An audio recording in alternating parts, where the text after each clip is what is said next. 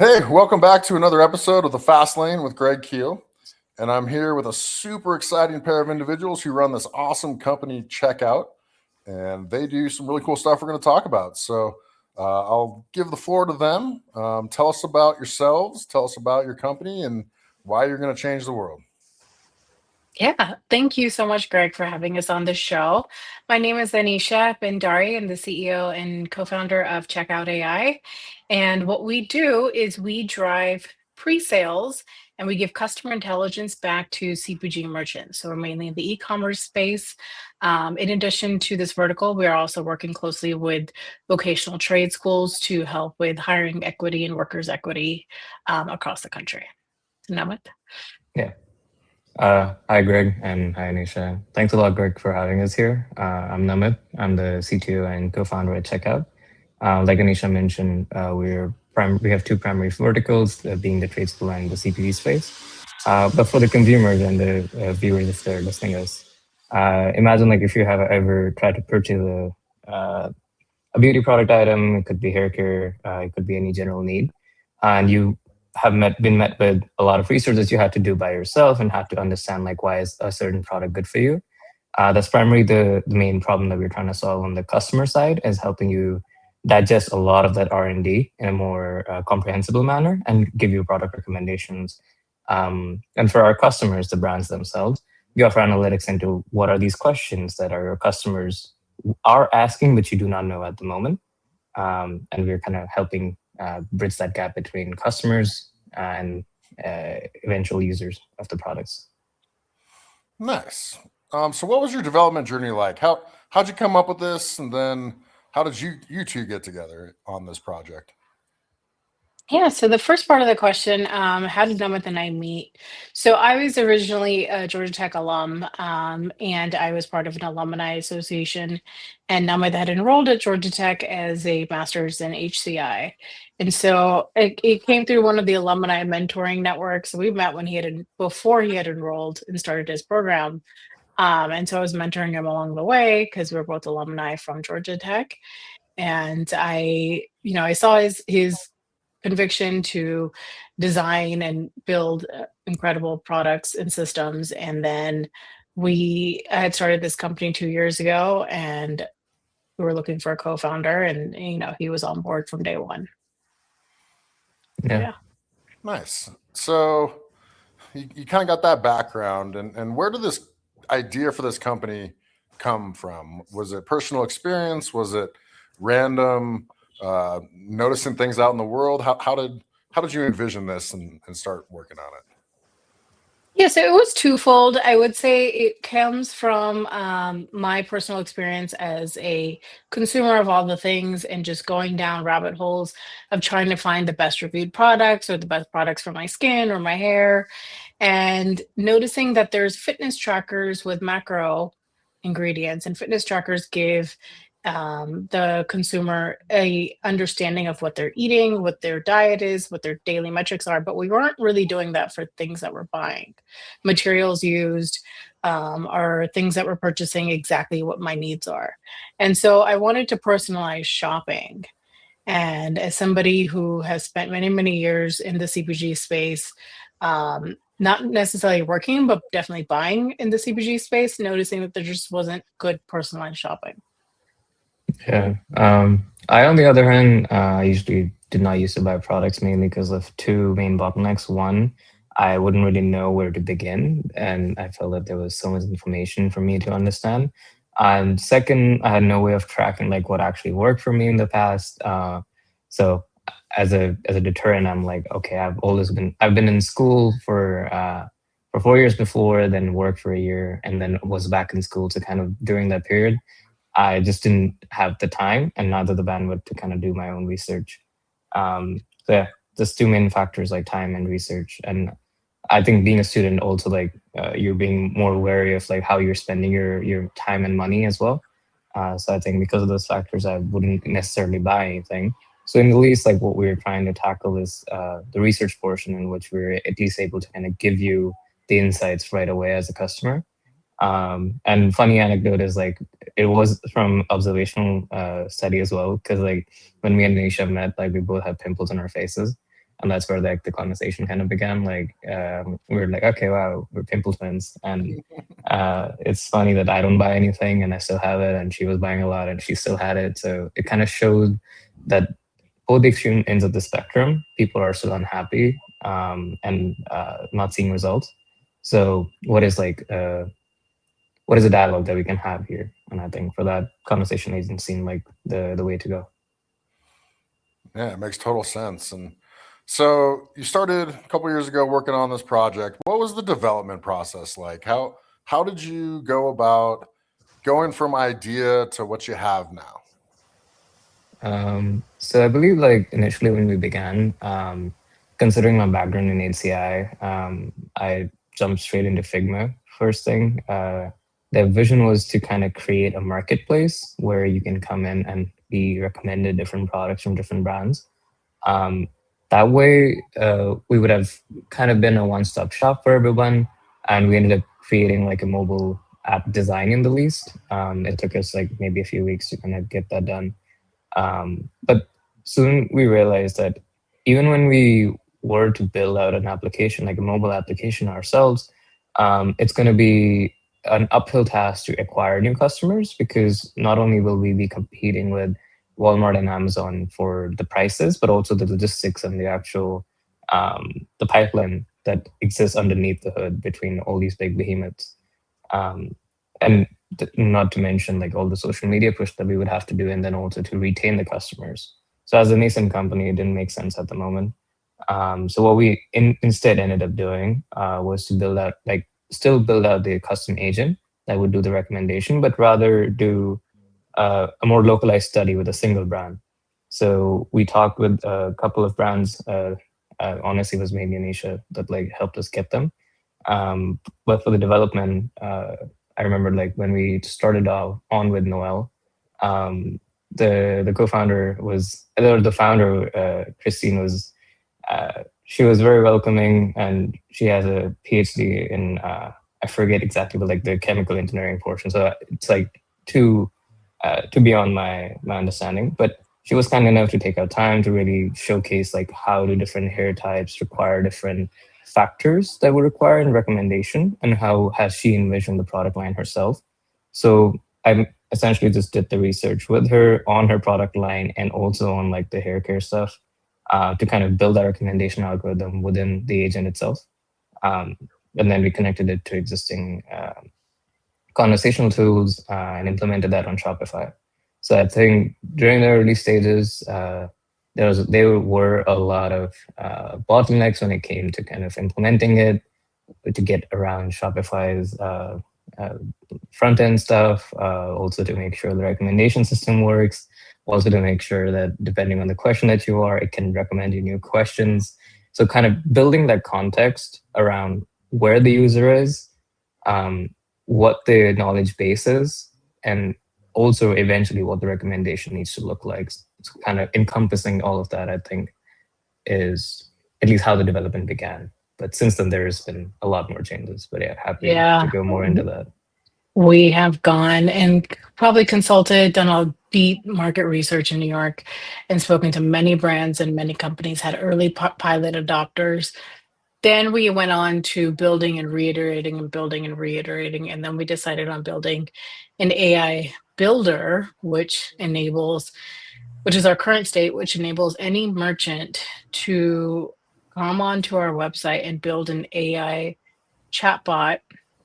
But the function of the chatbot is different than the others in the market, is that it gives customer intelligence.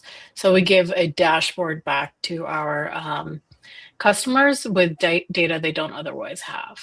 And that's our strong selling point now, but it took us about a year and a half to get to this point. Okay. So over the course of that year and a half as the CEO, you've had to make a multitude of different decisions. And talk us through about how you go about, making decisions and moving in certain directions and pivoting, and kind of your day to day of how do I get from where I'm at today to where I need to get to, tomorrow, and the process that you use to make these decisions. Yeah, that's a great question, Greg. So there's quite a few layers to, I think, how I go about making decisions.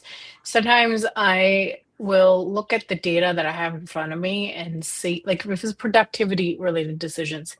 If I think my team is not delivering the end product that we have all decided on the final vision, I then come in with with a deciding hand on what needs to be prioritized and what doesn't need to be prioritized and the reasoning behind it. And then I have a tendency to be heavily involved in a lot of the engineering work. And so I help drive decisions in the sense that if I can foresee, because I have a lot more experience than the team, I can foresee when there is going to be an engineering roadblock and deciding on when to remove those early. Most of my decisions come from the customer needs. We do a lot of customer evaluation and we have an iterative process where we're consistently talking to our customers. So if I'm looking at product related decisions, I then go and look at the customer data that I have in front of me and then decide if this is something a customer would want or not want. And then it's usually go or no go. So my background in engineering goes from Google. And so I use a lot of the early principles that I learned when I was working there, and that was the go no go decisions, sprint planning, agile frameworks, tracking everything in Asana, making sure that we are on point. So that's how I get a lot of the work done. Yeah, it's great to have a system like that and experience. And a lot of younger founders out there, they have a hard time prioritizing and delegating. Right. Yeah, they do, which is where my team leans on me heavily, where I'm the one to say, okay, you need to focus on this, and this is why, and go get this done before I give them something else.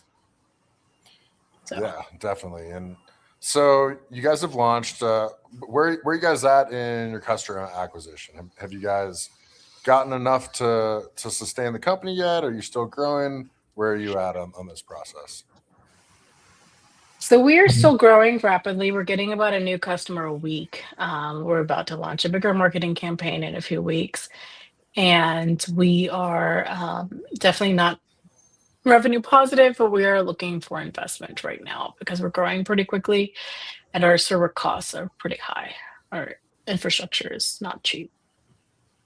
So So what has kind of been your experience with raising capital so far? now I can answer that better because I have nothing good to say. I'm trying to It, think like how to wrap everything that we've kind of been through over the last year. Um, it's brutal. I think that's the word. It's brutal. It's difficult. It's 100 times somebody's going to call your baby ugly.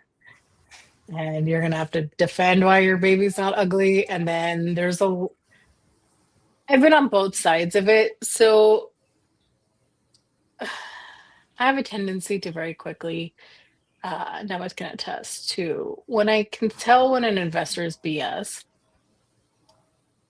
I can just kind of cut through it. And so then I'm not, I will say I probably am not like the most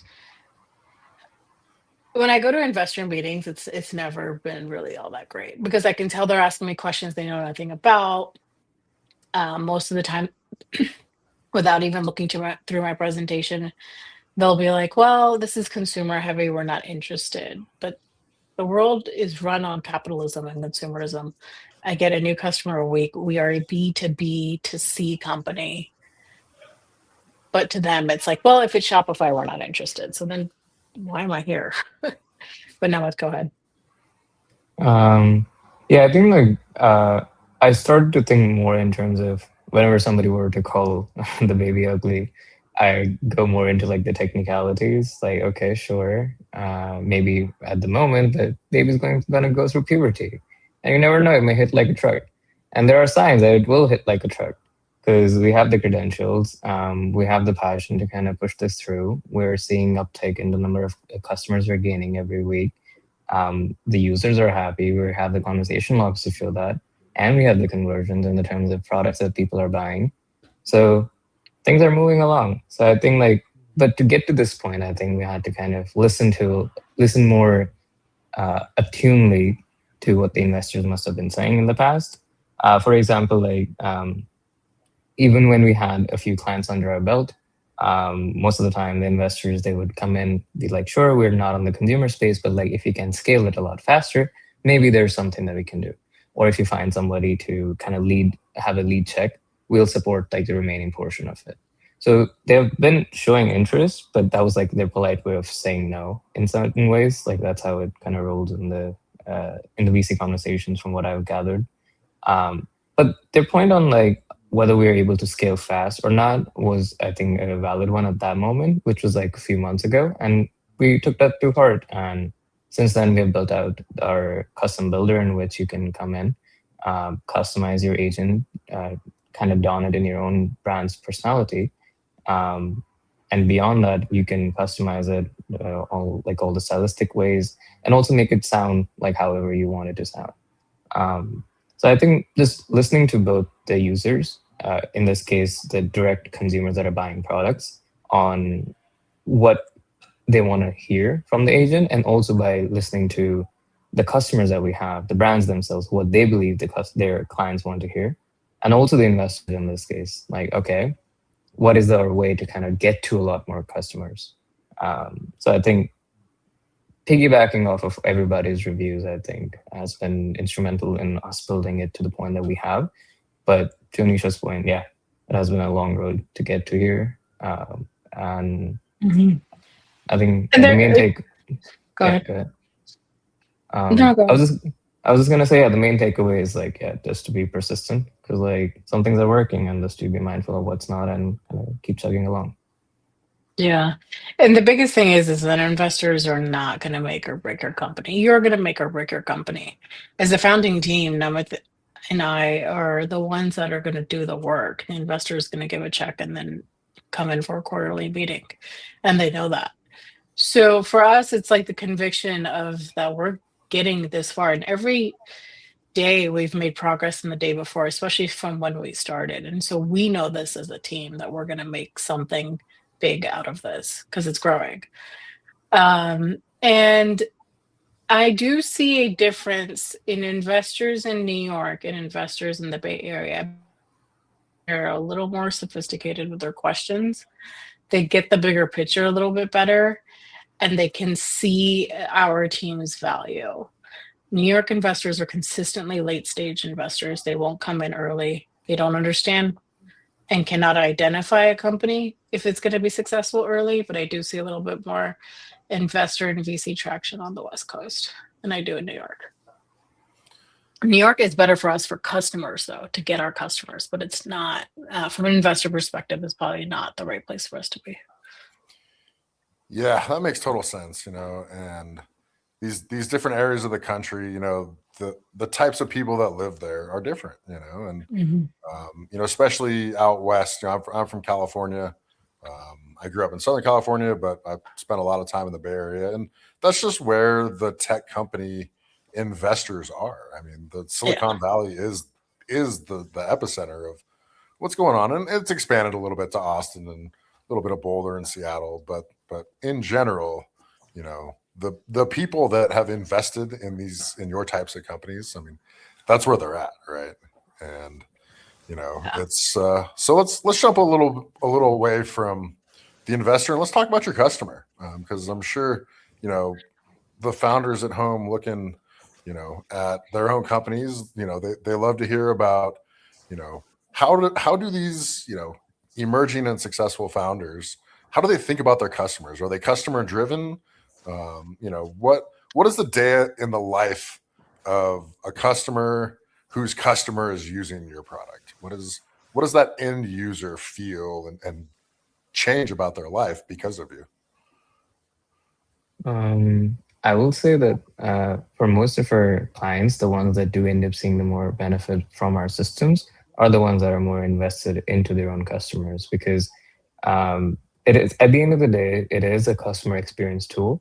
And the more active you are, the more feedback you can give to us as to what you may not be seeing at the moment in the dashboard, what you may want to add, and we're down there in the trenches with you, to kind of build that for you right away.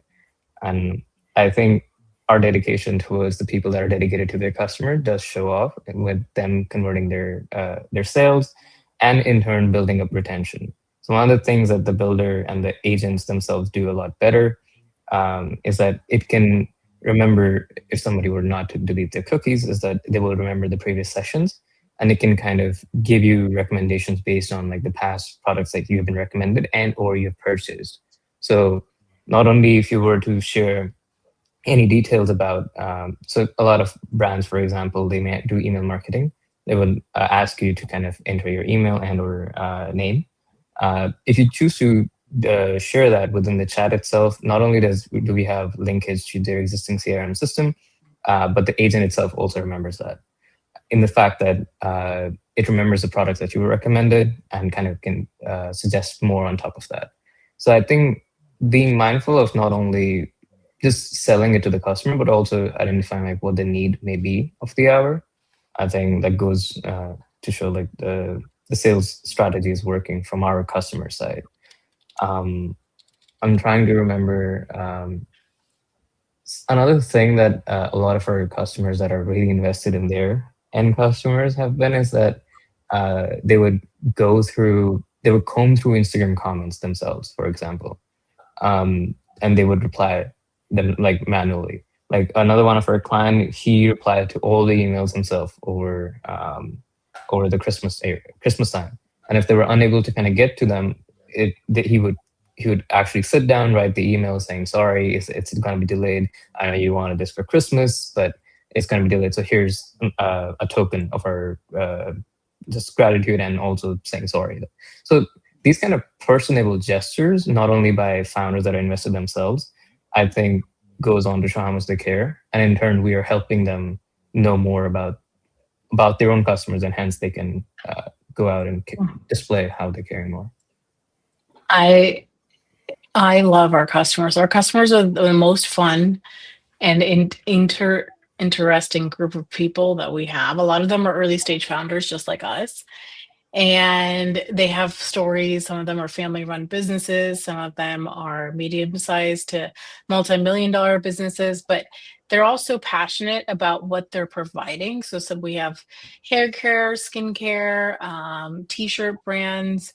We have like a at home. It's actually based out of Utah, correct? But it's like an at home like fire grill kit that they made. But all of these customers were so excited about what they're trying to sell, and our system helps e-commerce brands upsell by 10 to 20%. And that's a lot of customer insights and data that they otherwise would not be able to get. A lot of them have been the reason and our driving force for continuing with this company, is because we get to work with so many amazing customers. And they give us really good feedback, and they help us grow our business too. So I'm driven by the customers. And so anytime an investor has something to say to me, I was like, go talk to my customers because they're pretty awesome. So yeah, that's a really great aspect that is so fun about working in startups, working with other startups. You know, there's this energy, right, that you don't get when you're working with, you know, an existing behemoth, right? You don't provide a service to Walmart and get excited to wake up in the morning, right? And you know, that's a big part of why we do it, right? So let's kind of shift to speaking to those investors out there. What is your plan, right? What is your strategy for getting across Shopify and getting all these, you know, retailers that have these amazing products and are super cool people, right? How do you get to more of them, and how do you expand this business to be something massive and become kind of the default in, you know, who and what technologies are supporting these small businesses? Wait, I think Anisha is frozen. Uh-oh, we lost her. She'll catch up. So yeah, what are your thoughts? I mean, what do you think, you know, you're gonna be doing to attract more of these shops that you're trying to work with? I believe like especially for any commercial brand like that is trying to sell CPG products or say their e-commerce store on Shopify or any other e-commerce platform. The main thing we have realized for acquiring as many customers as we have in the last few weeks is not only to show to demonstrate trust by showcasing the dashboard that we have, the analytics that we're displaying, and they themselves can see that it's going to be useful to them. So directly when it comes to our strategy to acquiring more customers is just to build more trust and to ensure how the data that we're providing and the insights that we offer, they're second to none. And given the price point that we are at, how it can ramp up their own sales. And that's been the main pain point when it comes to any early stage to like small businesses. They have a lot of inventory and they're just trying to market a lot more. And via their Instagram or TikTok campaigns, however people end up on their website, that's the portion that we manage. And we've been able to convert that for our other existing customers. So kind of just demonstrating that as, at least to me, like that's the strategy that has been working and shall work going forward too. Yeah. So same kind of question over to you, Anisha, that you might have missed when you dropped out. From the CEO's perspective, right? How do you go about expanding, your customer base, your shops, your Shopify brands that are using yours? Like, what's the business strategy that you'll use to amplify, your reach? Yeah, that's a great question. So we are launching like a bigger marketing campaign in I think a few weeks. We rebranded and repositioned our site, so we do think that's going to be a way to attract customers. We also have a referral program, which we finalized today with one partner. They bring in a customer to us from their customer base, and then we give them a referral fee. And then we are going to a lot of conferences, Nomith and I, in New York and talking to our customers. That has been actually the highest way of getting customers is we literally go to a conference or a meeting or a meetup. We start talking to people and they have businesses, and then we end up just like signing them up sometimes right on the spot or booking a meeting so that we could see them. And usually that tends to be the most effective. Most effective way is actually to go to a conference and book a meeting on the spot for a follow-up. Nice. So, Yeah. 2 to 3 years down the road, all these things go well for you. Where do you see Checkout, landing once you've gotten this critical mass, once, you've had success and you're getting inbound referrals from your existing clients? What does Checkout look like at that point? $1 billion valuation. Yes.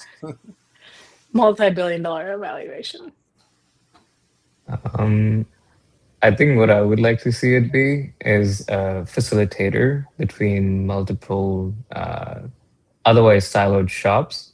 And what I mean by facilitator is that right now we have existing behemoths where you have to go to their websites, like say Amazon and Walmart. Rather, I would like to see a decentralized network of like individual shops that have our own agents powering the customer experience for that. And if you're a signed up member of some sort and or already have purchased with brands that have signed up to be our clients as well, you may get more discounts going forward. So I'm thinking more in terms of strategy on not only the value that we provide to the brands themselves, but like what does it mean for the end customer, like you and I. I believe that there have been other attempts, like was it like Honey or something? Like they try to offer coupon codes and whatnot. That didn't really work as an extension. I think right now we're poised in the fact that there are all these different e-commerce providers and there are all these different shops that are kind of working in silos. It would be really nice to kind of bring them under an umbrella, but also not be just to be working in the back lines, kind of propping them up instead of having them kind of pay us a fee like Amazon does to that degree and not even offer them any insights into how they're performing, for example. Yeah, and that's what we've offered right now is customer intelligence. But the next layer and the next product that we will probably roll out by end of this year is agentic commerce shopping. So you as a merchant, Greg, can log into your account and the system will be able to search across all of our stores that we have on our system. And then when it can then make purchasing decisions based on whatever you tell it across our stores. So if I have 100 t-shirt companies and you say you want a white t-shirt specific size, one company has it on sale under my like checkout system, this system will go and automatically buy it for you. Yeah, now we're getting to the fun stuff, right? Cool. Yeah. Well, thank you guys so much for coming on today. You know, it was great to hear about kind of your journey and what you guys are building. And you know, I think you got something here, and I'm really excited, you know, to see where it goes. So yeah, I mean that's what I got for today. I think we got a lot of great content for you, and that will conclude this episode of the Fastlane Pod with me, Greg Keel. Thank you so much, Greg. Thanks a lot. Bye.